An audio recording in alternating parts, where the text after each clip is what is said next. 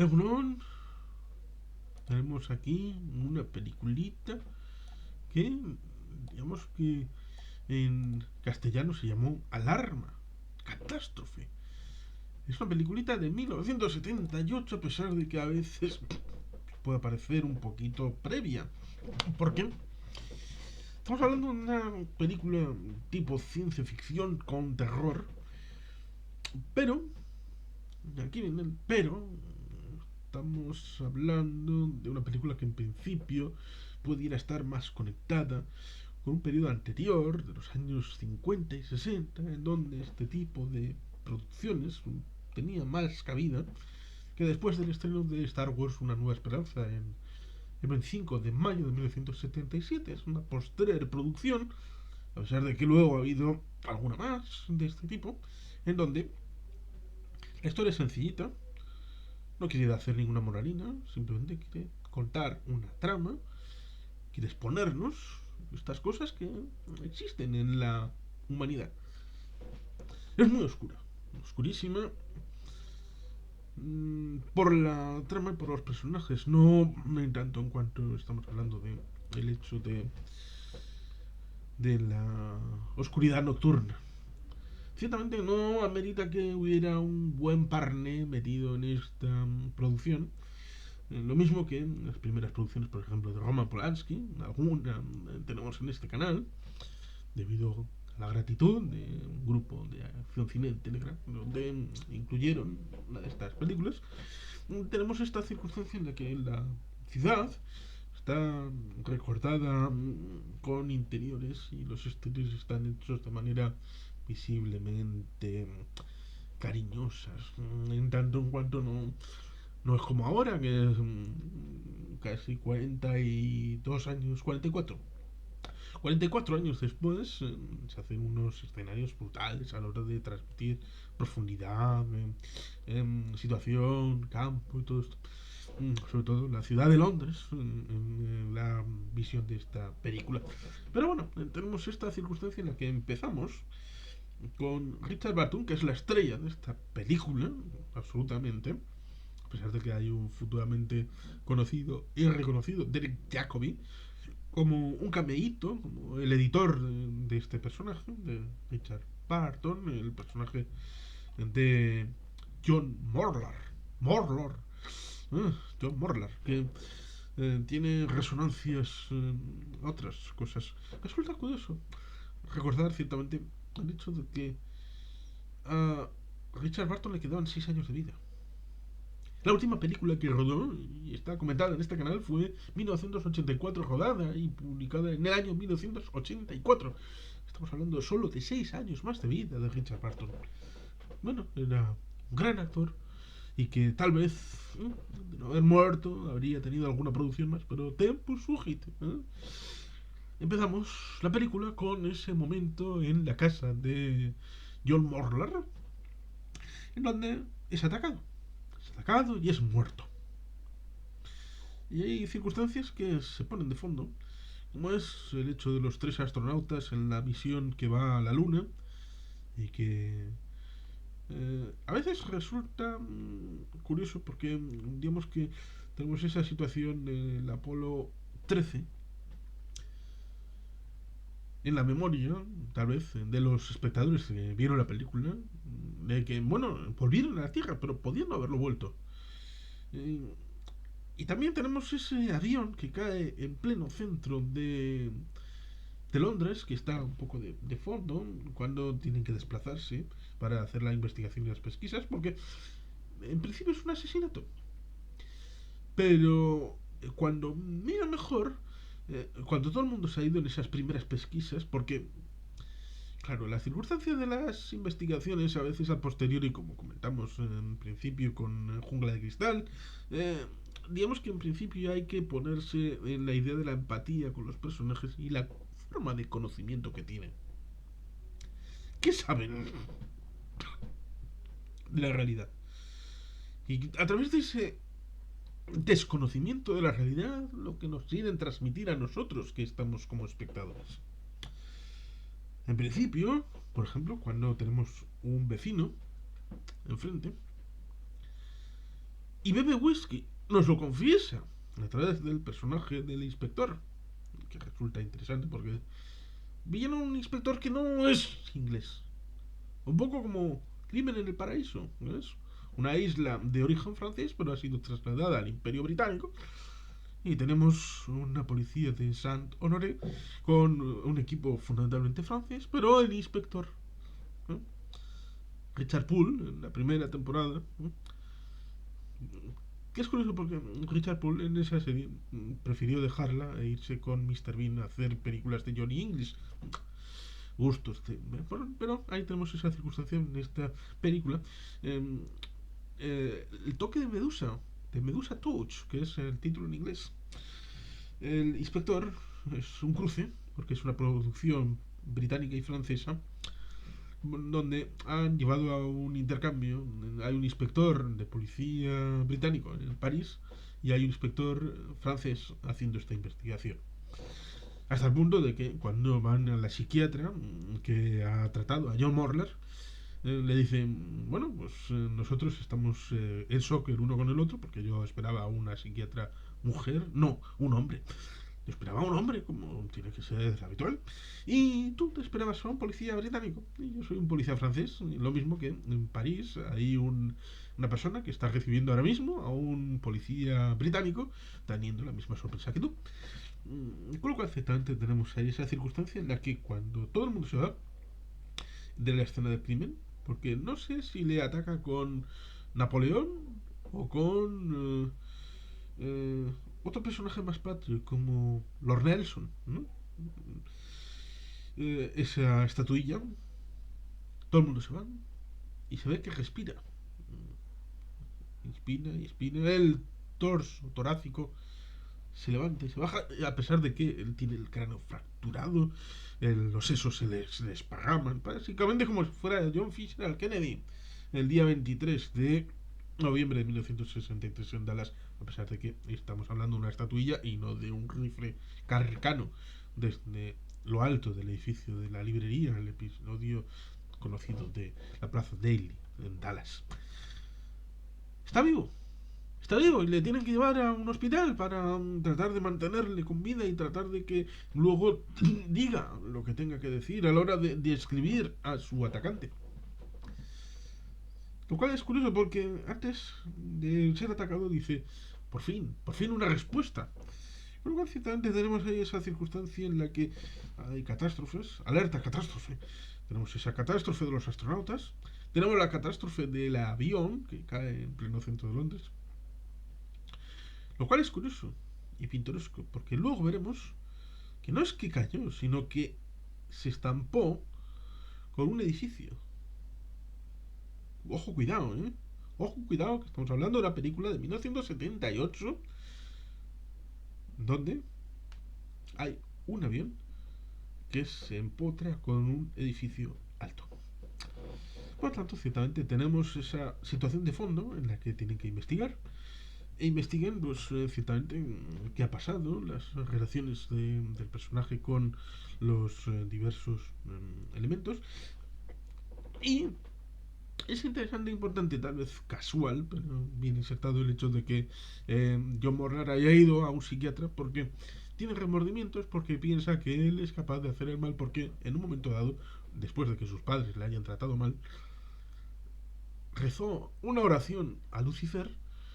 Lo cual, ciertamente, como en aquella película de Polanski, bueno, Polanski es un católico polaco que, bueno, pues también tiene sus circunstancias, un poco como Martin Scorsese, que también es católico, en este caso de Nueva York, prácticamente puerta con Robert De Niro, pero estos católicos tienen un poco la cosa ahí curiosa, dificultosa por su propia biografía. Eh, bueno, pues que la niñera de John Morlar parece ser católica y muy catolicona.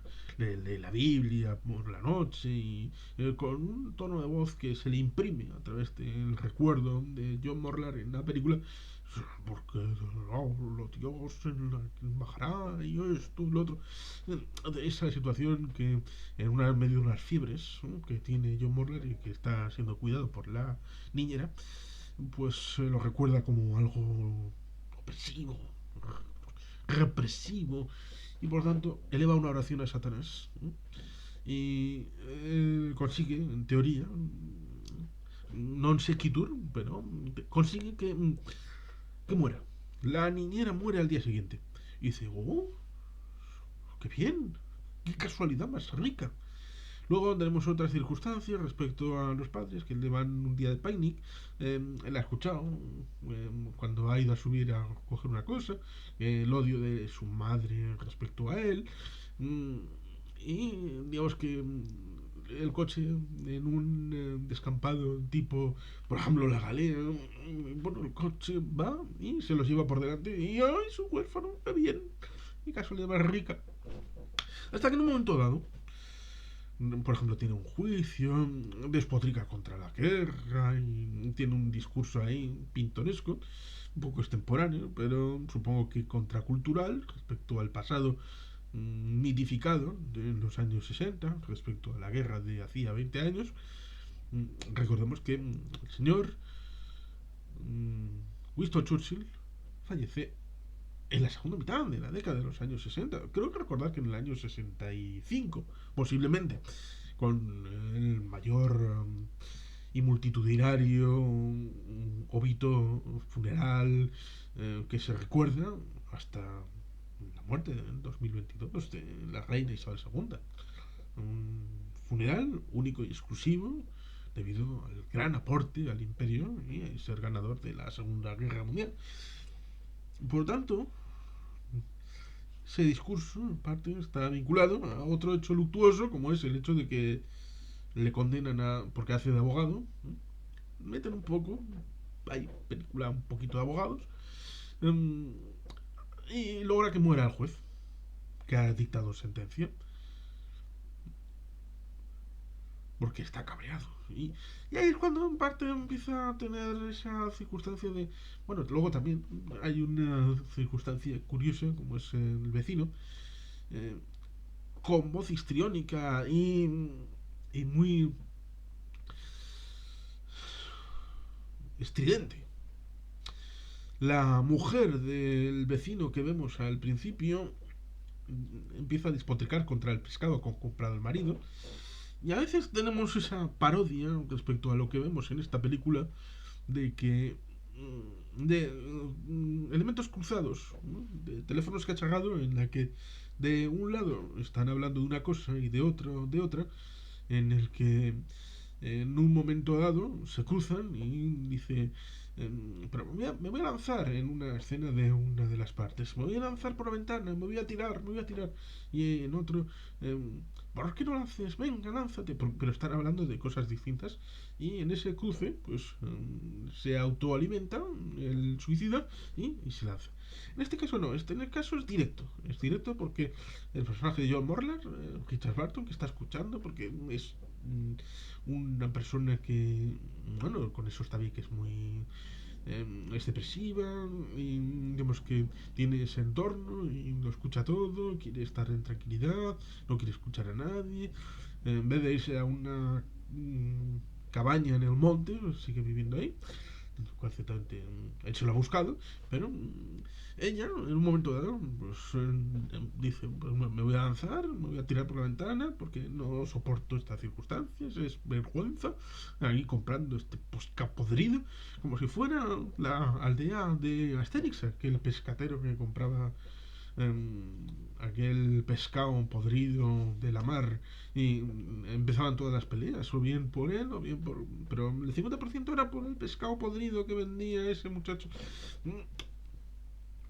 Aquí Richard Barton le dice directamente, lánzate, y se lanza. Y él le odia, el vecino le odia desde ese momento. Y por eso podemos tener esa circunstancia de, igual ha sido este. Igual ha sido este, porque le gusta el whisky. Ha habido un whisky presentado en... Había dos vasos. Uno era whisky, por lo tanto... pero no sé si está bien desarrollado a la hora de establecer esa duda razonable de quién es el que ha golpeado a John Morlar en el intento de asesinato. Esa configuración respecto a la situación en el hospital, la situación con la psiquiatra, el investigador, las pesquisas a la hora de ir avanzando en el conocimiento del caso. Ahí está, establecido.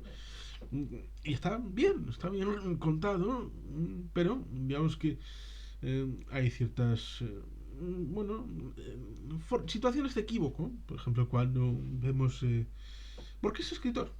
Es escritor, ha escrito algunos libros. Ahí tenemos el personaje de Jere Jacobi como el editor de los libros. En un momento dado se dice que el editor, no, qué buenos eran. Y en otro lado se dice, oh, eran basura, nadie lo quería, es asqueroso. Y por tanto, estas cosas de la percepción. Pero en un momento dado tenemos esa circunstancia del diario, donde va haciendo anotaciones, que es cómo descubre a la psiquiatra, porque está establecido ahí en una línea. También habla de Western Front. Hacía 4 años, si no recuerdo mal, en 1974, cuando se había estrenado el libro de eh, Cornelius Ryan, Un puente lejano, y 2 añitos después, en 1976, es cuando se hizo la película de Sir Richard Attenborough, de Un puente lejano. Y hablar del frente occidental, como pone Western Front, puede dar equívocos, pero no se desarrolla ninguna línea respecto a ese equívoco de a qué se puede referir con Western Front.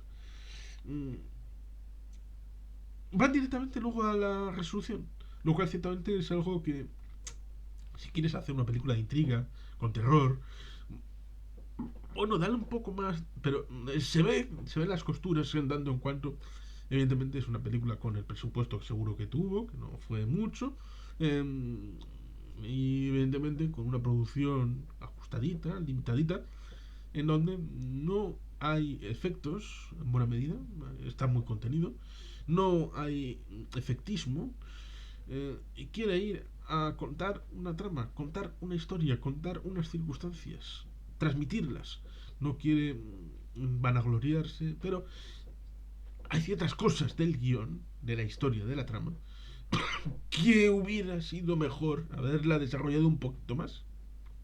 Y tal vez se quedó fuera por exceso de metraje y tenía que estar contenido en determinado metraje, determinados minutos, como es el hecho de que tenga 109 minutos, que tenga que ser de 1 hora 50, 1 hora 49, que era bastante habitual, que tiene que durar menos de 2 horas, aunque no le hubiera venido mal unos 11 minutitos más con alguna explicación puntual aquí y allí para darle un poquito más de empaque, aunque simplemente sea elementos conversatorios entre protagonistas para simplemente explicar un poquito más y dejarlo un poco más redondo, aunque evidentemente no podemos pedirle peras al olmo el hecho de las visiones respecto al hecho de que haya mejor. Porque esto, evidentemente, Industrial Light and Magic lo habría hecho fantástico, pero le habrían costado un dineral que no tenían seguramente los productores. Como estamos diciendo, el hecho del Western Front, evidentemente, va contra la religión, va contra la monarquía, es la fachada occidental de una catedral, que es donde sucederá la parte final del asunto respecto a el hecho de que, y si todavía no lo he dicho, lo digo ahora, John Morlas piensa que él es el responsable de todo. Es el culpable a través de telequinesis, del poder de la mente, del toque de Medusa, porque Medusa era aquella que, con la mirada, petrificaba a los rivales. Un poco como vemos en la película de Harry Potter y la Cámara de los Secretos, en donde Ginny es petrificada. Incluso... ¿No, Ginny es petrificada? Sí, no, Ginny es secuestrada.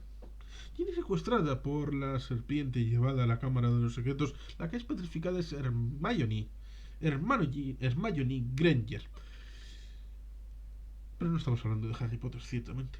Estamos hablando de esta alerta catástrofe de la película de Richard Burton de Medusa Touch. Cree que tiene el toque de Medusa, que puede hacer que los demás se petrifiquen o algo similar, como es el hecho de cascarles una muerte merecida según su punto de vista y que se vayan al otro barrio directamente, que puede con sus ojos abrirlos fijarse, ya sea en la persona, ya sea en la televisión, ya sea en lo que sea relacionado con el caso, y morir, morir, morir, y él lo consigue. Y por eso, esa idea de respuesta, de por fin una respuesta a alguien que se siente impelido o que tiene la idea de que no puede permitirme que siga haciendo esto, que cree en que esto que digo es verdad, que yo soy el responsable, yo soy el culpable de matar a toda esta gente, de destruir a los astronautas, de destruir el avión, de que haya caído sobre el edificio y hayan muerto un montón de personas. Lo he hecho yo lo hice todo. Pues la respuesta que consigue del atacante. Ahí está la historia que quiere contar. Es una historia sencillita, al pie, sin florituras, sin ningún tipo de moralina. Quiere trasladar esta idea de que el mal existe en nuestro mundo y no como los crímenes en serie que Jaime Pérez de Sevilla hace en la meroteca del buitre, sino algo más sobrenatural con unos poderes que le ha dado Lucifer, que le ha dado Satanás por esa oración en pequeñito. Y por lo tanto tenemos ahí esa circunstancia de la película que, como digo, quiere contarse a sí misma, quiere transmitirse, lo hace, yo creo que razonablemente bien, que seguramente hecha con más medios y hecha con el tiempo, 42 años después, 44 años después, sería una película completamente distinta. Eso sí, nos arriesgamos a que hubiera muchísimo menos guión y pasara lo que pasa a veces en este mundo nuestro, con lo cual ciertamente no sé qué es mejor o peor, es cuestión de coste-beneficio. Y tenemos esa realidad que, como digo, por un lado todo es oscuro, en donde se dice la humanidad es perversa y por lo tanto es legítimo que alguien venga como John Morlar y le dé la tunda a los personajes porque la vida ha sido mala con John Morlar y por lo tanto hay que permitir que haya vengadores en el sentido de venganza personal, por la pura y simple venganza de la vida me ha hecho mal y yo hago mal a las personas porque sí, a quien Dios me dé la gana, porque yo tengo este poder y como tengo este poder yo lo voy a hacer. Y la única reflexión que pudiera dar a cierta moralina es trata a tus niños de manera razonable porque nunca se sabe cuál va a salirte amor a Satanás, pedirle a Belcebú que le dé poderes y bueno, Belcebú le responda, le dé poderes y acabe matando a gente como un asesino en serie, un genocida, un atacante de todo lo que vuele o le dé la gana. Pero bueno, más allá de eso, tenemos una circunstancia curiosa final, que es el hecho de la central nuclear.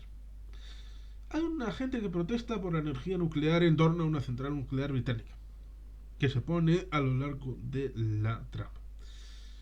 Si alguien ha podido pensar en el 11 de septiembre, cuando he dicho de los aviones de un avión, en este caso uno, con una torre y haciendo destrozo en pleno centro de Londres, trasladando a través del nylon a Nueva York, aquí hay una circunstancia curiosa, porque Morlar, estando aún destrozado en el hospital, la última cosa que hace es escribir el nombre de esa central nuclear. Escribir el nombre de Windscale, la estación de poder nuclear.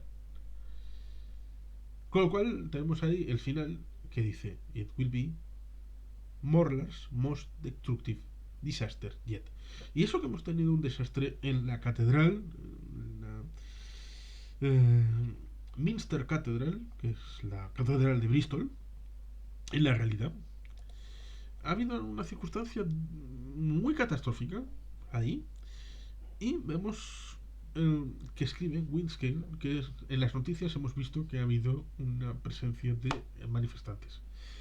¿Por qué es interesante este asunto? Porque más allá de Chernóbil, que fue en abril de 1986, es decir, 8 años después de esta película, al año siguiente, en 1979, es cuando se produce el incidente de Three Mile Island, en Harrisburg, Pensilvania. Estamos hablando de que un año antes ya se establece la idea de que puede haber un accidente en una central nuclear. En este caso, evidentemente, como todo lo demás, se dice que no hay responsabilidad de nadie, de ningún mal funcionamiento, de ningún problema. Es John Morler, que con el poder de su mente destruye personas, destruye edificios, destruye misiones a la luna, destruye aviones y ahora va a destruir una central nuclear. Y ahí lo dejan que lo intuyamos. Pero como digo, al año siguiente tuvimos el incidente de Three Mile Island. ¿Mm? Película precursora. En fin, aquí tenemos por lo tanto una película de esas pequeñitas de la historia del cine, en este caso coproducción británico-francesa, con una gran estrella, Richard Barton, El toque de la medusa, Alerta catástrofe, en donde pues, nos presentan cortito y al pie, como diría Jesús Suseno, una tramita sencillita, pero sin concesiones, eh, barata de producir seguramente, del año 1978 y que, digamos que deja su pozo, pues seguramente sí, o tal vez no, pero por lo menos hay que darles una oportunidad a este tipo de películas también, y por lo tanto, ahí está. La producción de director Jack Gold y con la música de Michael J. Lewis. Como digo, una producción del 7 de abril de 1978 en el Reino Unido y el 14 de abril de 1978 se estrenaría en Nueva York. Qué curioso. Abril también, el mes de Chernobyl. Pero en fin, aquí está, The Medusa Touch, una película que también está en Amazon Prime Video. Y sin más, es que ricasco, algún Betty Helpian.